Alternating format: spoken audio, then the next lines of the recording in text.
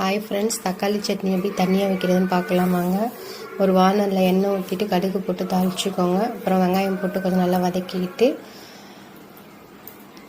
அது கூட 2 பச்சை மிளகா போட்டு நல்லா வதக்கிக்கோங்க. காரத்துக்கு ஏற்ற மாதிரி போட்டுக்கோங்க. பச்சை மிளகா நான் குழந்தைங்களுக்கு செய்கிறதுனால 3 போட்டிருக்கேன். அந்த பச்சை மிளகா கொஞ்சம் காரம் இல்லை, அதனால் உங்களுக்கு காரத்துக்கு ஏற்ற மாதிரி போட்டுக்கோங்க. அதுக்கப்புறம் அது கூட தக்காளி போட்டு கொஞ்சம் நல்லா வதக்கிக்கோங்க. உப்பு சேர்த்துக்கோங்க. கருவேப்பிலை 2 கிள்ளி போட்டுக்கோங்க. அதுக்கப்புறம் பொட்டுக்கடலை கொஞ்சோண்டு மஞ்சள்தூள், காரத்தூள் போட்டு கொஞ்சம் நல்லா வதக்கிக்கோங்க. கரம் மசாலா வேணால் கொஞ்சம் போட்டுக்கலாம். நான் இதில் கரம் மசாலா போடல, அதனால் உங்களுக்கு வேணும்னா கொஞ்சம் கரம் மசாலா போட்டுக்கலாம். அதுக்கப்புறம் பொட்டுக்கடலை மாவு அரைச்சி ஊற்றிக்க வேண்டியதான். பொட்டுக்கடலை கொஞ்சம் மிக்சியில் போட்டு அரைச்சிட்டு பவுட்ரு பண்ணிவிட்டு அதை நமக்கு தண்ணி எந்த அளவுக்கு தேவையோ அந்தளவுக்கு தண்ணியில் கலந்துக்க வேண்டியது. அந்த பொட்டுக்கடலை மாவு ஊற்றினோடனே கொஞ்சம் கெட்டியாகிடும்.